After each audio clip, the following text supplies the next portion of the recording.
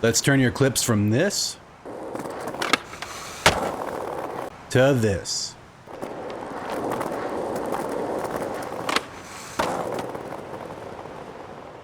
Salutations, what's going on? For today's episode, we're going to be breaking down how to use keyframes in the new replay editor. Really excited that these are finally in the game, so let's just dive right into it. Alright, so first things first, I've come to Gullcrest Seaside here to get an actual clip that we're going to be filming. We're going to be getting a 3-trick clip because they're a little bit harder to film compared to a single trick. So let's start from back here and see what we can do. How about hard flip back tail? Ooh, 270 flip out. A little impossible there. Get a little bit more speed, and then we'll try nollie big heel over there. Oh man, I love that actually. So now we've got our clip ready to go, but you might notice that there is still some stuttering in the replay editor, but there are a few ways to reduce this in the settings. First up in the main menu settings, you can go over to graphics here and turn off depth of field quality and motion blur. This will reduce the overall GPU load, and you can also go into the general and actually turn off the traffic and pedestrians as well to reduce that further. Next up, you'll want to go into the actual replay editor settings here and shorten this replay history duration down to at least 30 seconds. I also like to switch player filtering to all, so I am the only character that's displayed. As for other replay settings, I like to set the replay seek speed to slow and the key snap range to 0. Alright, so next up we're going to go to the beginning of our clip and hit Advanced Edit, and we're actually going to trim it right there by hitting left on the D-pad. So now that you've got your trim clip, we're going to go over to the Keyframes menu here and go into Edit. First thing you'll do is change the camera to free, and since we're going to be doing a line here with a little bit close-up filming, I'm going to change the field of view to around 90.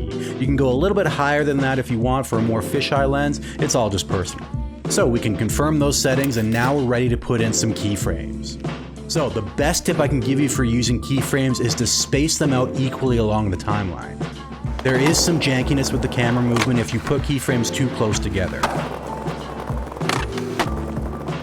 So if you notice at the bottom of the screen here on your timeline, there's going to be a notch at every second in the clip. So what I like to do is put a keyframe at each one of those seconds. So for the first keyframe, we're actually going to point it right down on the ground here and start right off there, so we'll add it there. We'll turn off the preview there and go to the next second, and we'll put a keyframe right around here. Next second is going to be right here. Then we'll put one here. We'll put one right in the middle of the flip. One at the landing here. Then one at the start of the impossible. One at the landing. The next one's going to be at the pump here, but for the one after that, let's actually go up and get a close-up shot of his face here. You can hold Y and then up on the left stick to actually go up and down now. So for this second, let's put a keyframe there at his face. Then the next second, right before the pop, we'll put one here. Next second's right here in the middle of the trick. And then one right here while he runs out. And we'll just do an extra one there, and we'll also start going up to the sky on each one, so we'll put one there, and then a final one up in the actual sky. So there you go, we've got one keyframe at every second in this entire clip, equally spaced out. So let's preview this and see what it looks like. A little running start there, hard flip back tail, there's that 270 flip, looking good for sure. Nice little impossible, we can maybe change a bit. There's the face shot, and that nice little nollie big heel. Perfect, but we can actually make a little bit of adjustments too to make it a little bit better. So you'll notice here at the pop, a little bit of the board gets clipped out there. So we're gonna go to the previous keyframe, delete that, and then we're just gonna back it up just a tiny bit and add one there. And you'll see this is way better. The entire board and body are both in frame. Now next up, the top of this impossible gets cut off a little bit there. So let's go to that previous keyframe, we'll delete that, and then just tilt it up a tiny bit and add one again. And now his head doesn't get cut off and it looks way better.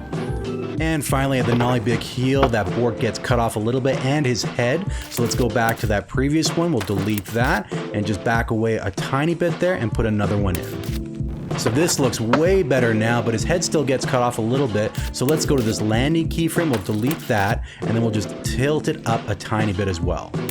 So now everything's a lot smoother, nothing's getting clipped out, and the landing's in frame as well.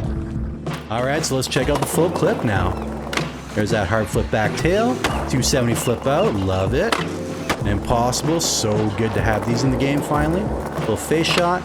And there's that nollie big heel out. Perfect. And then we just pan up to the sky. Alright, so now that we've got that clip ready to go, let's actually switch it up and do some long lens filming for that last trick. So for long lens filming, what I like to do is pick a spot where the trick looks best and then push in the field of view from there. So once you've picked out a good angle, you'll want to go to the part of the clip where the skater is closest to the camera. For me, it's right around here, so we're going to click edit and then we're going to push in the field of view to around 20. So this field of view works because he's completely in frame at the closest point in the clip. So now that we picked a good camera spot and a suitable field of view, we're ready to put in some keyframes.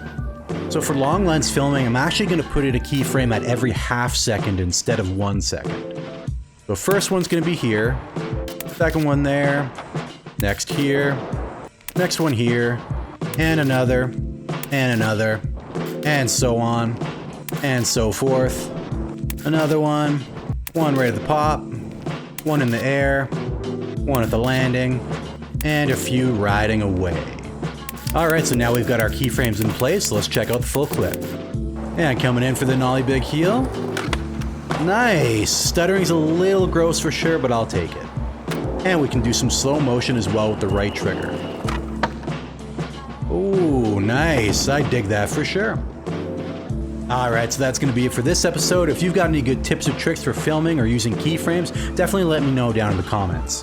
And if you've gotten this far, we are on the road to 1,000 subscribers, so definitely consider subscribing and liking if you're into that. But in the meantime, thanks again for joining me on this one. I'll catch you in the next episode.